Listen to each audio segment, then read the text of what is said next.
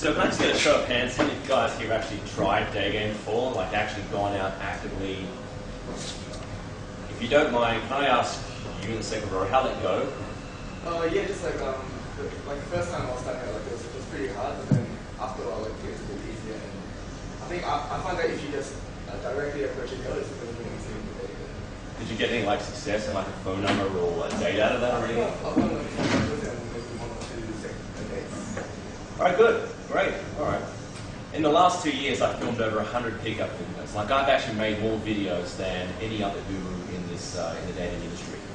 Unfortunately, around 20% of the girls that we filmed, and all these are hidden camera video pickups, we have to show them the camera afterwards and we have to get their feedback.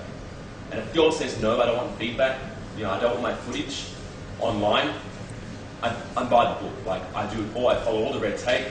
I don't break the law. I'm not looking over my shoulder for the next 5 years looking for a lawsuit. Out of the 20% of the girls that allowed us to use their footage, we actually got their commentary back. So they actually told us what worked, what actually that we did that built attraction, what built rapport. And it's not just me, it's my students as well. It's my students, it's my coaches going out getting dates and getting phone numbers. They're not all white and tall. A lot of my coaches, a lot of my students are of the Asian minority or Indian. Surprisingly, this might shock you that a lot of girls actually gave us feedback, said that they want guys to learn this. Does that shock you? Is that like, are you thinking, man, that's kind of like shocking that a girl actually wants you to pick her up during the day? She wants you to walk up to her during the day and like get her phone number, say she's beautiful. It is, and the thing that stops a lot of guys approaching is fear of rejection. They don't want to walk up and be publicly rejected. That happens during the day. You don't want to get a busy bus stop and a girl say, oh no, I'm not really interested, and you've got to wait 20 minutes for your bus to arrive. I mean, that's embarrassing. Same thing goes with approaching women during the day.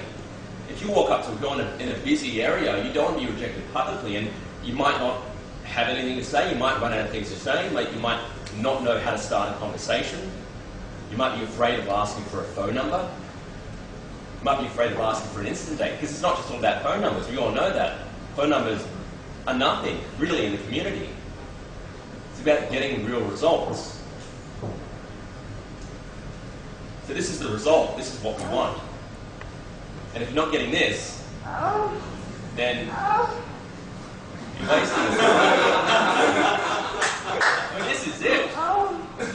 Foxy Megan Fox. Who doesn't want Megan Fox? And if you say no, you're in the wrong room. This is it. And if you're not getting this on a consistent basis, and I know that it's not all about getting phone numbers. It's about getting relationships. A lot of you guys want relationships. I think I've got your attention now, haven't I? But it's not just about getting it's not just about getting phone numbers or dates. It's about getting relationships, settling down, raising kids, raising a family. I have that healthy, ideal mindset. I've got a core family value. When I was 19, I wanted to get married. How sick is that? But it wasn't. I've always been had this core family value. I was just insecure as hell. I believed that if I actually got a girl in my life, I wouldn't be able to keep her, and the only way I would lock her down and make her stick with me and not leave me or cheat on me is by marrying her and having a kid. How sick is that? If you want to know the definition of secure, you look at the dictionary as a picture of me. And it's that story. Now, I mean, if you guys have that mindset, that's perfectly natural. It's healthy to have that. It's not just about being the best pickup artist out there. I mean, recently I spent 3 days in Vegas with Ross Jeffries. I spent 3 days with the guy. The guy even invited me back to his beach house in Venice Beach to do some day game on the weekend. Now, something he said to me was, you don't have to be the best pickup artist out there. You just got to be better than the next guy. And the fact that you're here in this seminar today means that you're going to work in this area of life, but also that you are better than, because most guys don't worry about day game. They don't give a shit. They don't worry about improving their skills or talking to women. They just rely on going out to bars and clubs and getting lucky, fingers crossed. So with exercise now, I want everyone to like put their hand on the back, on the shoulder and tap it and say thanks for being here. You're doing yourself a huge service here. So this is a reward. This is what we want. We want a lineup of some of the world's most beautiful girls. And funny enough, in a seminar we went to, the speaker stood up on stage and he held up a $100 bill. And he says, who here wants to be $100 richer?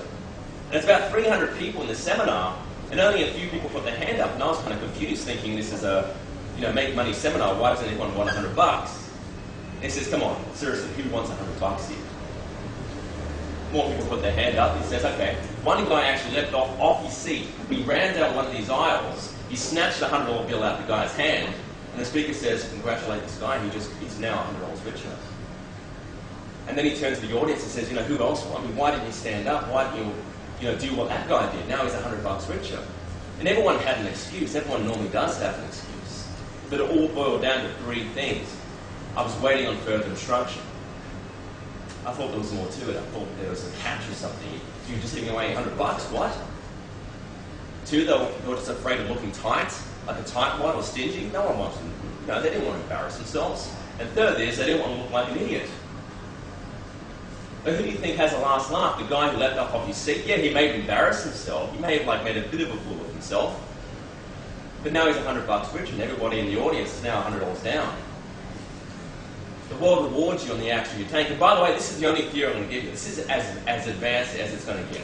I don't get any more advanced than this. This is my theory. If you don't take action, the world only rewards you when you take action.